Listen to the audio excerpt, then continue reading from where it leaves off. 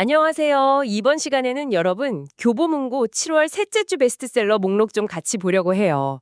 16일부터 22일까지인데 독자들이 어떤 이야기에 푹 빠졌는지 또 그 속에서 뭘 찾고 있는지 한번 깊이 들어가 보죠. 네, 베스트셀러 목록 보면 뭐랄까 그 시대 사람들의 마음이 어디로 향하는지 좀 보이잖아요. 이번 주 목록은 특히 현실적인 고민 해결부터 삶의 근본적인 질문까지 그 폭이 되게 넓어서 흥미롭더라고요. 맞아요. 딱 첫 번째 책부터 그렇죠.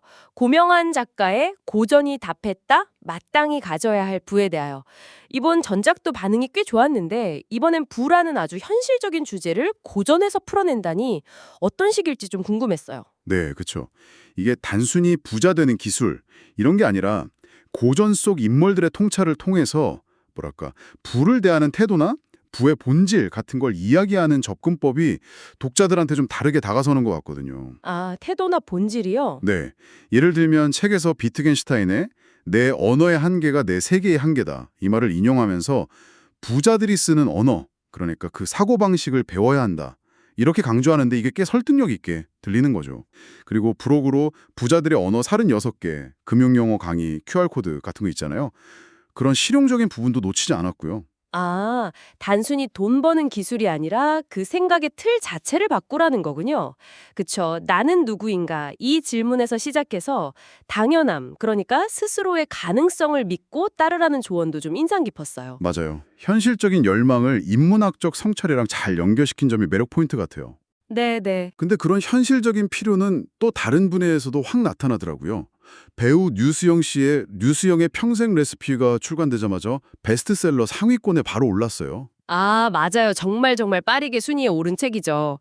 특히 340 여성 독자들 반응이 아주 뜨겁다고 들었어요. 네, 요리책이야 뭐 워낙 많긴 한데 평생이라는 제목처럼 정말 믿고 쓸 수 있는 레시피 이런 거에 대한 갈증이 큰 것 같아요.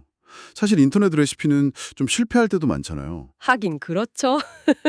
그 신뢰할 수 있는 사람이 딱 제공하는 검증된 정보, 특히 매일 반복되는 집밥이라는 영역에서는 그 가치가 더 클 수밖에 없죠. 네, 맞아요. 그리고 뭐 팬데믹 이후에 집밥 중요성이 커진 그런 사회 분위기도 당연히 한몫했고요. 실용성, 신뢰도, 시의성 이 세 가지가 딱 맞아떨어진 결과라고 봐야겠죠. 집밥 고민에서 한 걸음 더 나아가서 우리 삶에 직접 영향을 미치는 더 큰 현실, 바로 경제 이야기로 넘어가 볼까요? 박종훈 경제전문가의 세계 경제 지각 변동 이 책도 많은 분들이 찾으셨더라고요. 트럼프 2.0 시대라는 부제가 딱 눈에 띄래요. 네, 경제 불확실성이 정말 클수록 명확한 진단이나 전망에 대한 요구가 높아지죠. 이 책은 특히 트럼프 행정부의 정책 기조, 예를 들면 다른 나라 성장을 이용해서 미국 문제를 해결하려는 경향이라든지 아니면 관세 정책 같은 걸 분석하면서 앞으로 세계 경제 판도가 어떻게 될지 예측하고 있어요. 아, 다른 나라를 이용해서요? 네, 뭐 제조업 부활 전략의 속내나 아니면 달러 중심의 세계 질서, 우리가 흔히 말하는 달러 패권, 이게 좀 흔들릴 가능성까지 다루고 있거든요. 오르거나 그럴 수도 있는 건가요? 그럴 가능성을 아예 배제할 수는 없죠. 세계 무역이나 금융의 기준이 되는 달러 위상이 변하면 환율 변동성이 커질 수 있고요. 그게 수입품 가격뿐만 아니라 국내 기업들의 수출 경쟁력, 더 나아가서는 금융시장 안정에도 영향을 미칠 수 있거든요. 복잡하네요. 네, 복잡하죠. 그래서 이 책은 그런 복잡한 문제를 이스라엘, 이란 전쟁 같은 지정학적 변수랑 같이 엮어서 설명해주면서 독자들이 현재 상황을 좀 더 깊이, 입체적으로 이해하도록 돕는 거죠. 특히 3040 남성 독자들 관심이 높다는 점도 이런 현실적인 고민이랑 무관하지 않아 보이고요. 와, 진짜 정신 바짝 차리고 살아야 하는 시대네요.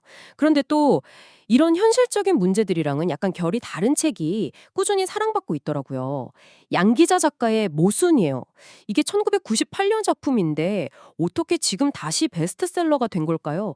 저도 예전에 읽었던 기억이 가물가물한데. 네, 모순은 시간이 흘러도 변하지 않는 삶의 본질적인 질문들을 계속 던지는 작품이잖아요. 그렇죠. 가난하지만 씩씩한 엄마하고 또 부유하지만 결국 극단적인 선택을 하는 이모. 안정적이지만 좀 답답한 미래, 나영규하고 불안하지만 편안한 현재, 김장호 사이에서 갈등하는 주인공 안진진. 이런 인물들 삶을 통해서 행복이 과연 뭔지, 인생의 선택은 또 어떤 의미인지 계속 곱씹게 만들죠. 아, 그러고 보니까 행복하고 불행, 안정하고 불안정이 그렇게 딱 잘라서 나뉘는 게 아니다 이런 메시지가 있었던 것 같아요. 맞아요. 어쩌면 요즘처럼 예측 불가능하고 복잡한 시대를 사는 우리가 삶의 여러 모순 속에서 안진진의 고민에 더 깊이 공감하게 되는 건 아닐까요? 잘 사는 것에 대한 정답이 딱히 없다는 걸 오히려 위안으로 삼는 걸 수도 있고요. 네, 정확합니다. 그 삶의 아이러니를 받아들이고 그 안에서 자기 길을 찾아야 하는 건 예나 지금이나 똑같으니까요. 이런 혼란 속에서도 삶의 의미를 찾으려는 사람들의 그 지치지 않는 노력을 보여주는 걸 수도 있겠다는 생각이 들어요. 오늘 살펴본 책들, 불을 얻는 지혜부터 당장 써먹을 레시피, 또 복잡한 세계 경제 전망, 그리고 삶의 근본적인 성찰까지. 와, 스펙트럼이 정말 넓네요. 그렇죠. 결국은 다들 지금 이 시대를 잘 살아내기 위해서 각자 자기만의 답을 찾는 그런 과정처럼 보이기도 하고요. 네, 그런 것 같습니다. 독자들은 이 책들을 통해서 현실적인 문제 해결의 실마리를 얻기도 하고 또 때로는 삶의 의미를 되새기면서 위안을 얻기도 하는 것 같아요. 여러분은 요즘 어떤 이야기에서 길을 찾고 계신가요?